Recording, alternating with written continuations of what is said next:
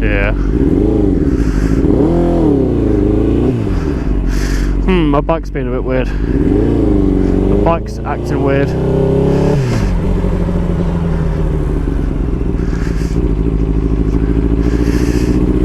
It's not idling properly.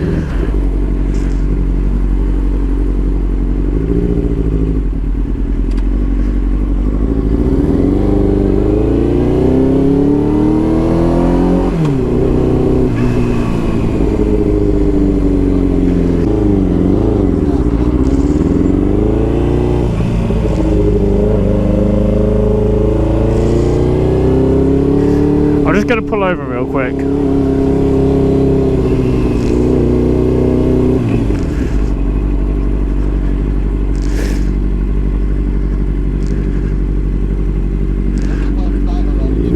No, I'm just going to turn around in here. It's like really struggling to pull off. I'm having to give it a lot of gas with the clutch. You know, like when it was idling, it was like hunting usually, like it's supposed to. It's not even doing that.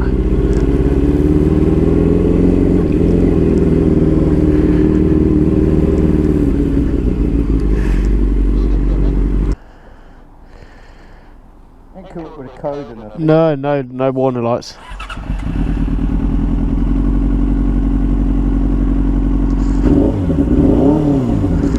No, it's still not right. It sounds like it's dropped. It's not falling on the floor. No.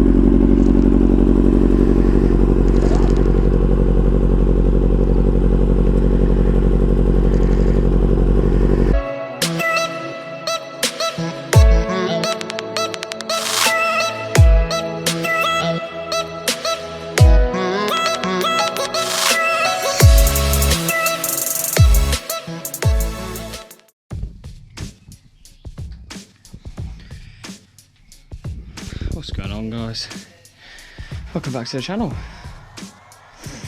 Now I started doing this and then realised I was supposed to be recording it, so I'll just walk you through what I've done.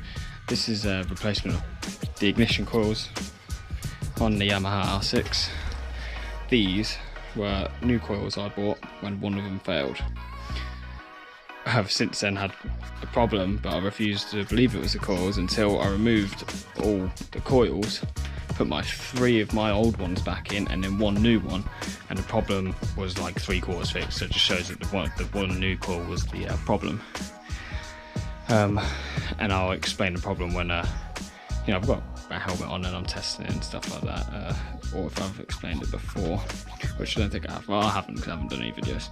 But yeah, so this is why I haven't really been out on a bike, because it's just been aggravating me. All I've done so far is I've taken the seat off, which is just held on by 2 5mm Allen key head bolts, and then prop the tank up. Some people take the tank off. I can't bother with that, so I just cut a bit of wood that measures enough to just, you know, fit it to hold it up like that. And now I've got to remove the airbox. I've taken off the one nut here, which is a 10mm hex bolt, and then in here, these little bolts there, where my finger's pointing, they're like Jubilee clamps that hold onto the cylinder, top of the cylinder head. There's 4 of them together, which is a bit of a pain in the ass, but they're 4mm Allen key bolts. I've then taken off the panels that sit here. I'll show you one that's still in place. Just these little black panels. I've loosened that one off, so that will come out. And they're just held on by 4mm Allen key head bolts as well. Because now I'm going to take this air intake tube out on both sides.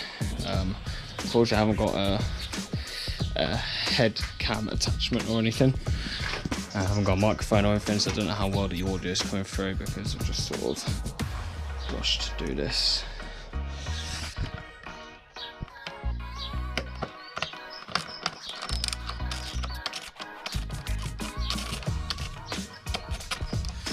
And then there's another one. I don't know if you probably can't see that. It's too dark. There's another one just down inside there. This is also the same process if you were to replace the spark plugs as well, because the coils are on top of the spark plugs. This might be a bit hard to do one-handed. It does. Best way I remember which way they go is well, obviously the angle is sitting at, and then this little knobbly bit points towards the fairings.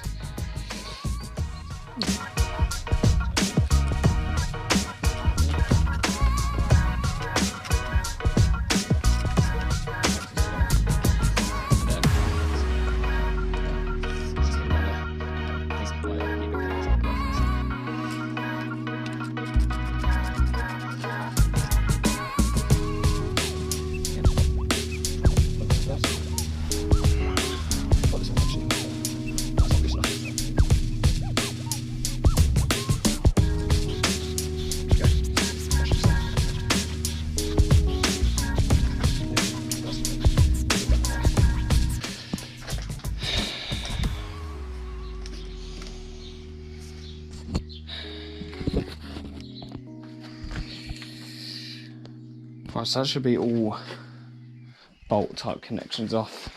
The next bit is going to be quite hard to show you. Let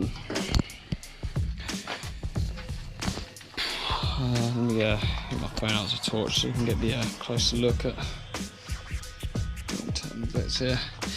So you've got two hose connections there, which I'm just going to use a pair of grips. You've just got to pinch them. You just pinch the hose clip, that clip, you pinch them, and then just push the hose down. It is best to do this if you undo them cylinder head bolts there. What I'm going to do is pop the air intake housing up, air filter housing up, so I've got better access to the hoses, then unclip the hoses. So I'll pop that up now and then give you a shot of what it looks like. So this is it popped up. It's not popped up much, it doesn't come a lot because of how tight the hoses are. But you've got them two hoses there, that one middle hose there.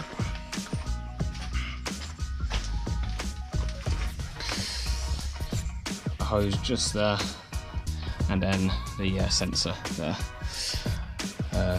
Yeah, so just you take them off and then the housing will come straight up. Now we'll see what that looks like. So I'll show you what I use, just a pair of grips, pinch, push it down. Set them on the other one there. Obviously remember which hose goes where. Mark them up if you have to. I mean, I've done this like 4 times now, so I remember which ones go where.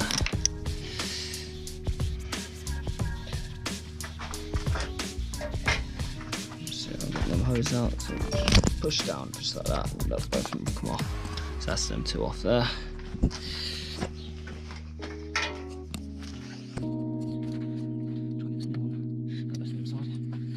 This is the reason why I take the tank off, just because obviously it gets some bobs from the tank getting away.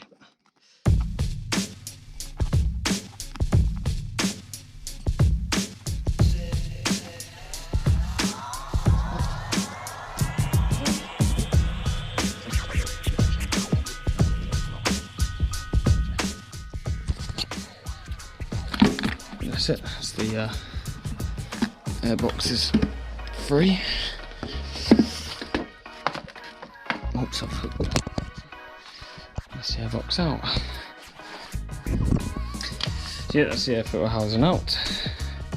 I'll just go rest that over here. Now what's a good idea usually is obviously just put a cover over the cylinder head. Lovely tea towel here. It's a bit damp, but just cover over the cylinder heads just so no debris or anything drops down. Obviously I don't expect any debris to be around, but you know, you never know. Now this next bit is a bit of a pain. So on here there's a cable tie there, and it's a bit hard to show you how they come out, but there's a little clip on the underside of them and you push the cable tie, so you don't have to cut them. And there's one down here as well, which you can't see, and it's just holding the cables up. So I'll try make it so you can see it. It's unlikely. So it's on the other side on this one. There's a clip. The best way I can do it is a little pin sort of thing just sticking out. You know, push the pin away from you, so push it down, and then you should be able to push the cable tie out like that. So you don't have to cut the cable tie, so you reuse it. If I can turn the cable tie, which I can because it's in a little located slot, you might be able to see. You see it there? So that is a little clip there, so you push that down and then the rest of the cable comes straight out. Hopefully that's in view enough for you. I actually didn't even do this cable tie when I did it last time because I think it was being a pain in the ass. Pretty cat. Say hello. Hello.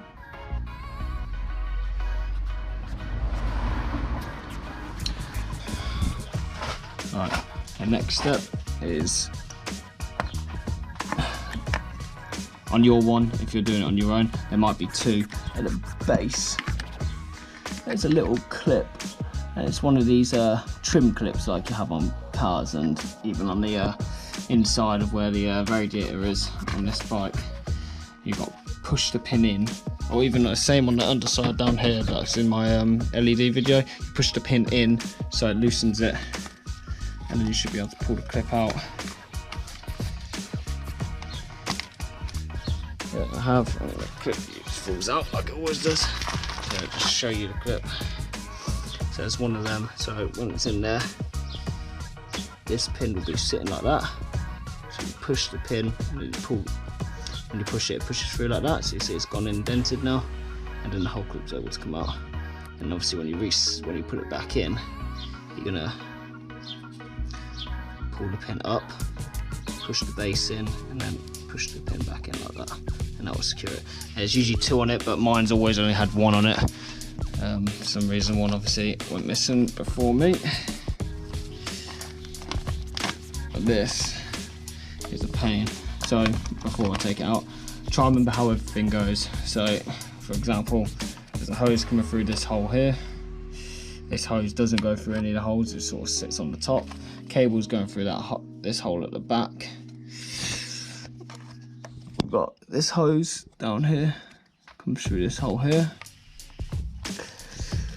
And the cabling's all sort of sat to the left here and across the front. And this is a bit fiddly to get out with one hand. I'll try my best to, but I might not be able to.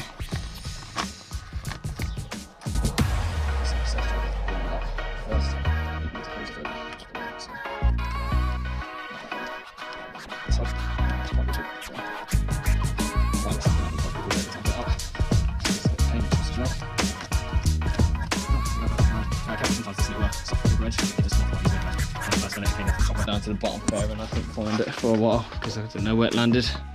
But yeah, that's what that looks like. So there would be where the two pins go. So mine only has this one in it, but they should have both in it. Okay. Hopefully, you can see that. I mean, I've got this on super wide view still from when I'm on a vlog, so it seems a bit further away when I'm holding the camera. And there we have it. Down there, where the little yellow mushroom is, there are your coils. So that's second and third. Fourth is down here. You can see it. Fourth's down this side, down where the cabling is, and number one is right down in that corner over there. You'll see them. Once you see the first two, you'll know where the other ones are. And it's pretty simple. You unclip the plug in there. Be careful because there's a seal inside the plug itself. Make sure that seal's sitting nicely inside the plug connection, because the last time I done this, one of them dropped down in the cylinder and I had to fight like hell to try and get it out because it's obviously quite deep down. But I'll take one out now. I'll leave that a second so you can see it.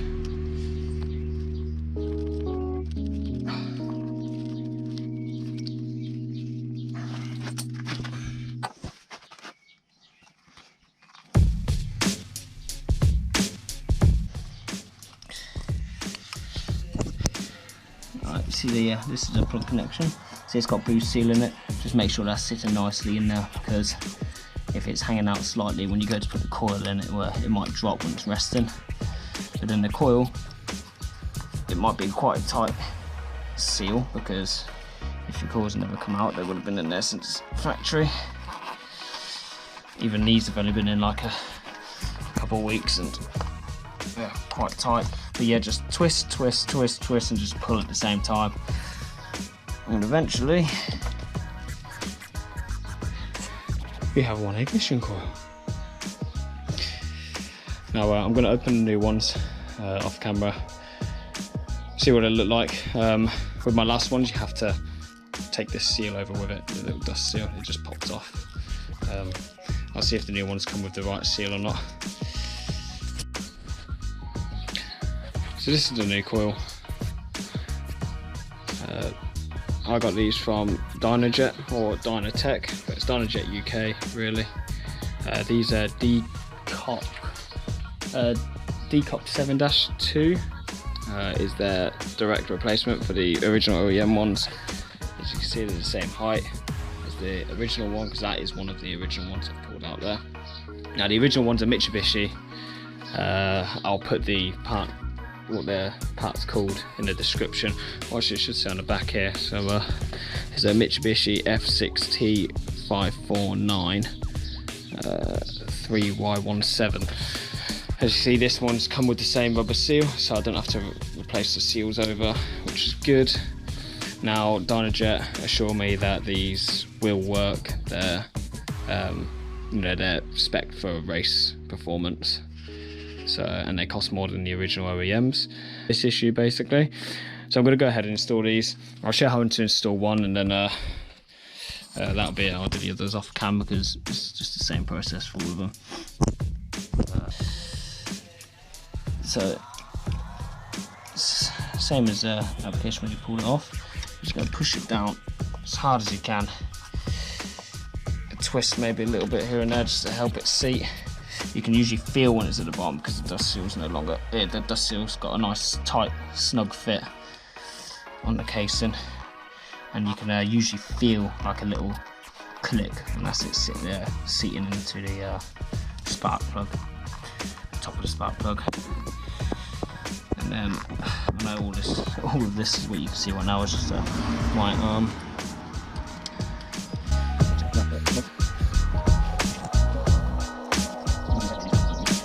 Yeah, that's on now. So you can see the blue one is the new one I've installed, and yeah, so that's just nice and in, and you just do the same for the rest of the four. And yeah, and then you just start putting it. Once you've done all them four, start putting it back together. The same process, you take it off, you put it back together in that exact same order. I don't believe I need to show you how to put it back together. It should just be self-explanatory once you've taken it off. Like I said, just remember the hoses. Either, if you're replacing coils, either replace them directly with Mitsubishi ones from the manufacturer, direct replacement, or go for an upgraded spec, which I did to Dynajet. They're very helpful, and always reply to emails quickly. And I also asked them as well if they recommend any special performance spark plug, which they said standard spark plugs are fine. I already replaced the spark plugs, but if you haven't replaced the spark plugs, I would recommend replacing them whilst you're doing your coils if you've got a problem, because you don't want to put the coils, do this all back together, and then realise that your spark plugs were faulty as well. Sorry for all the non-posting the videos. Now that lockdown's easing off and I can start going out and stuff, and the weather's picking up, you know, hopefully we'll have some venues opening up soon, so we can go to some events. But yeah, hopefully this has helped any of you guys. If you've got any questions, don't be afraid to ask. Just leave it down in the comments. I always reply to comments to help people out. And I'll hopefully catch you on the next one out on the road, which will probably be me testing this anyway. I'll do a little quick video testing it to explain what the issue was, and that the hand's showing that the issue is cleared. Okay guys, take care. I'll see you on the next one.